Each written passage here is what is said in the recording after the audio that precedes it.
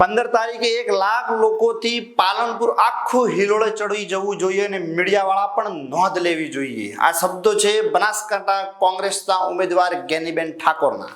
પોતાની ચૂંટણી સભાઓમાં કહી રહ્યા છે કે 15 તારીખે આપણે ફોર્મ ભરવા જવાનું છે અને તૈયારી એવી કરવાની છે કે 1 લાખથી વધારે લોકો તે સ્થળ ઉપર પહોંચે અને આખું પાલનપુર હિલોળે ચડે। મીડિયાવાળા પણ નોંધ લે અને તમે બધા જ સાધનો લઈને આવજો।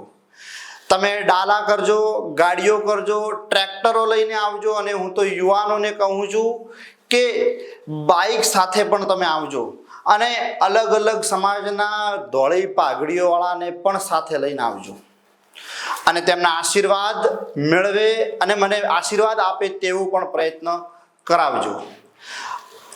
આ તમે મામેરું ભરવાના છો એટલે સજી ધજીને આવજો અને મામેરું કડે ધડે ભરજો, જેની નોંધ મીડિયાવાળા પણ લે અને આખું પાલનપુર હિલોળે ચડે અને એવો મને વિશ્વાસ છે।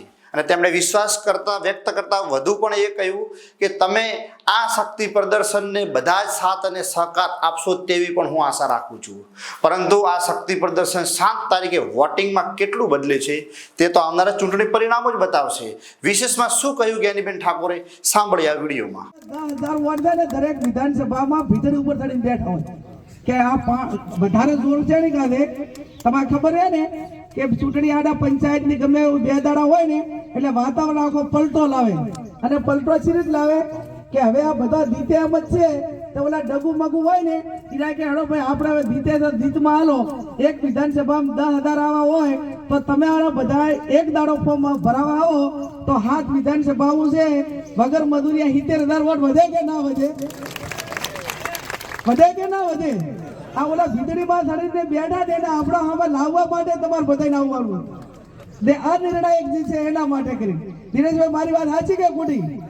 ત્યારે તમને બધાને એમ કે બેન આપણે વોટ આપવાનું છે તડકે અહીંયા હેરાન થવા ને તો ચાલશે પણ ફરજિયાત આવવું પડે એમ મેં કીધું એટલા માટે કરીને એક તારો ડાલા કરજો, ગાડીઓ કરજો।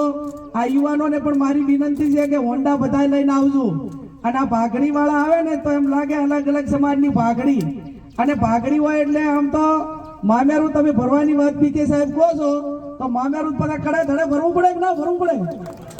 તો બધા પેટો બાંધીને આવવાનું કલ્પેશ અને એમ લાગવું હોય કે ભાઈ આ જ્ઞાનીબેન નું મામેરું ભરવા માટે આ બનાસકાંઠાની 18 આલમ 36 કોમ પાલનપુરની અંદર હિલોળે કરી અને એ શબ્દ સાથે જ્યારે અહીંયા તન મન ને ધનથી ખૂબ જવાબદારી પૂર્વક બીકે સાહેબ ગુલાબભાઈ કહું છું આજે 5 આગેવાનોએ મને ફેટો બતાવ્યો। એ ફેટાની શાન બાન મર્યાદા શું છે? એક દીકરીના માથા માથે ફેટો આવે ને તારી ફેટાની લાજ એ 15મી તારીખે ફોર્મ ભરાવા 7મી તારીખે વોટ આપીને તમે રાખજો અને જિંદગીભર એ ફેટાની મર્યાદા શું હોય, એની શાન બાન, એની મર્યાદા એક દીકરી તરીકે શું હોય એ બધું હું સમજુ છું।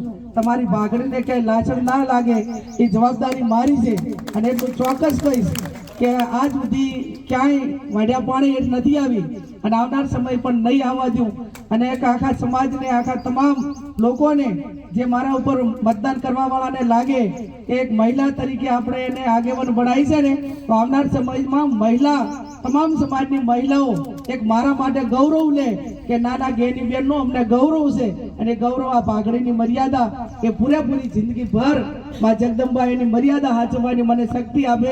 આપ સૌ મોટી સંખ્યામાં હાજર રહી અને ખૂબ મનોબળ પૂરું પાડ્યું એ બદલ આપ સૌનો ખૂબ ખૂબ હૃદયપૂર્વક આભાર માનું।